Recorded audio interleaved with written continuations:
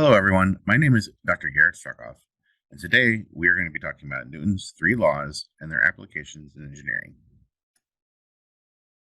Newton's first law is that an object at rest or moving in a straight line with constant velocity tends to remain in this state so long as it is not subjected to an unbalanced external force. This is a description of inertia, which is related to the mass of the object. We look at the image on the bottom left. It's a picture of a hockey table. It's a symbolic picture of a air hockey table. And you've got your air hockey pucks. Assuming that that is frictionless, which it is fairly frictionless, if you have an air hockey puck here at condition 1, as it transitions across the table at position 2, it's going the same speed. So V1 and V2 are the same because there's no friction, there's no external forces to change how what the speed is, the velocity. Newton's second law is related to that. It says an object acted upon by an unbalanced force has an acceleration in the same direction as the force. So we have the same condition. We have V1. So at condition 1, we have a velocity of our puck. There's a force applied here at the midpoint, and that causes the puck at condition 2 to be traveling in a different direction and a different velocity. Velocity is a vector component quantity, so it does have a direction and a magnitude. What that tells us, though, is even if it is frictionless, this air hockey table, V1 and V2 are not the same because there's been an unbalanced force that caused an acceleration. The magnitude of the acceleration is directly proportional to the force and indirectly proportional to the object mass. And so what we say is that A is proportional to F over M, and we can kind of relate that to F is equal to ma. And you've seen that before in physics. So force is equal to mass times acceleration. For an object experiencing no acceleration, meaning that A is equal to 0, this quantity, what that tells us is that the external forces also have to be 0 because mass cannot. As far as I'm aware, there's nothing, at least nothing on Earth, that has a mass of 0. So if the acceleration is 0, then the forces have to be 0. And that observation is the foundation of the study of what we call statics, engineering mechanics, statics. Statics being the study of things that don't move. F equals 0. Newton's third law says for every action, there's an equal but opposite reaction. The resulting force of a support due to a structure's load is called a reaction force, also known as a normal force. And when I say normal there, you can see an asterisk. Normal is just equal to perpendicular. So it's x at 90 degrees to the surface. This is really important for engineers. We have to know that if you have something sitting, so let's say this orange ball is just sitting on the surface. It's not moving. It's just hanging out there. It's not doing anything. The weight of that orange ball it has to be in some way. That force acting downwards of that orange ball has to be counterbalanced by something else. And what counterbalances it is the force of the support surface acting upwards. And so that's called a normal force, again, perpendicular force. It's a force that acts in response to the weight of this orange ball being on the surface there, and it acts at 90 degrees to the surface. In engineering applications of Newton's laws, one of them is weight. Weight and mass are not the same, but they are related by Newton's second law. So mass is the amount of matter in an object. Something that weighs 2 kilograms will weigh 2 kilograms anywhere in the universe, not just on Earth. Something that weighs 2 pounds only weighs 2 pounds on Earth. It does not weigh 2 pounds on the moon. It doesn't weigh 2 pounds on Mars.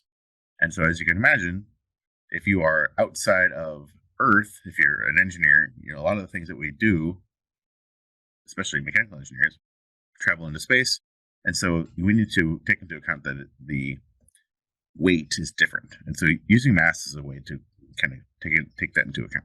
So mass and weight are related by Newton's second law, which is that the weight is the mass times the acceleration due to gravity. So it's the same thing as force equals ma, except that in this case, force is now being replaced with weight, and A is being replaced with gravity.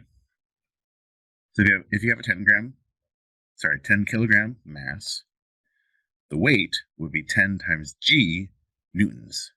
A newton is the force unit in SI units. Okay, so on Earth, G is 9.81 meters per second squared. So weight is mass times 9.81 meters per second squared. So what is the mass of a 10 kilogram box on Earth? Well, I'm glad you asked. So we start out, we say it's equal to W is equal to M times G. So weight is equal to 10 kilograms times 9.81 meters per second squared. And that equals 98.1 kilogram meters per second squared. It turns out that this quantity here, this unit, is equal to newtons. So it's the same thing. It's just Newton was a famous physicist that kind of talked about gravity a lot. So kilogram meter per second squared is a newton, and a 10 kilogram box is equivalent on Earth to a 98.1 newton box. But again, on Mars, on the moon, in the space station, it's not the same. And that's really important. It is still 10 kilograms. It's always 10 kilograms, but the weight changes depending upon how much gravity there is. Just to make sure that you are seeing an example in FPS units, foot-pound second units, not just SI. On Earth, G is 32.2 feet per second squared, so similar to 9.81, but 32.2 feet per second squared. Mass is measured in slugs, and so mass in slugs is the weight divided by 32.2. So what is the mass of a 200-pound box? Well, we take 200 pounds, we divide that by 32.2 feet per second squared, and we get that is 6.21 slugs.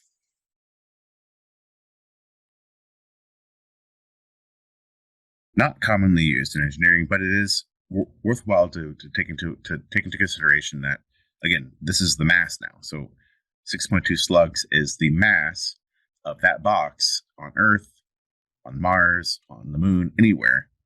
The weight will change, of course. One thing I want to talk about are free body diagrams. So a free body diagram, if we know that an object has an unbalanced force applied, we use free body diagrams. We set up the free body diagram. The object is drawn with all supports replaced by reaction forces. The weight is included, and all applied forces are included. And the reason it's called a free body is because we've removed its supports. So it is no longer constrained by the supports. Now it's free, but we replace the supports with other forces, reaction forces. So if you have a 10 kilogram box with a force applied, you could change that to a free body diagram. You could say, okay, it is a force applied to the left, whatever that force is. You have 98.1 newtons. And again, that's just the conversion from the mass to the weight, because the weight exerts the force downwards towards gravity. But the question I have for you is this complete? Is that a complete free body diagram? And the answer is it's not. We're missing one thing we've talked about so far and one thing we haven't talked about so far. The thing we're missing that we've talked about so far is the normal force, but we're also missing the frictional force. So there are many times in your life where you've experienced something like a box that you push on, and maybe you're not pushing very hard, but the box doesn't move. And the reason it doesn't move is because it has a frictional force.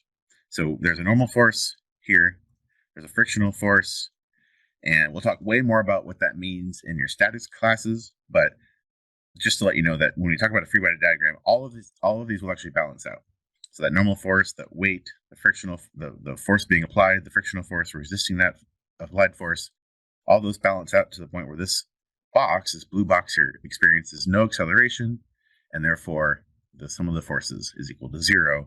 And that is probably the biggest application of Newton's laws in engineering, that for most objects in motion and objects at rest, the sum of the forces are equal to 0 much of the time. This is a practice problem for you. Take a look at that. I want you to draw the free body diagram of the object pictured below. Assume it's stationary. Don't forget to include the weight of the triangular object.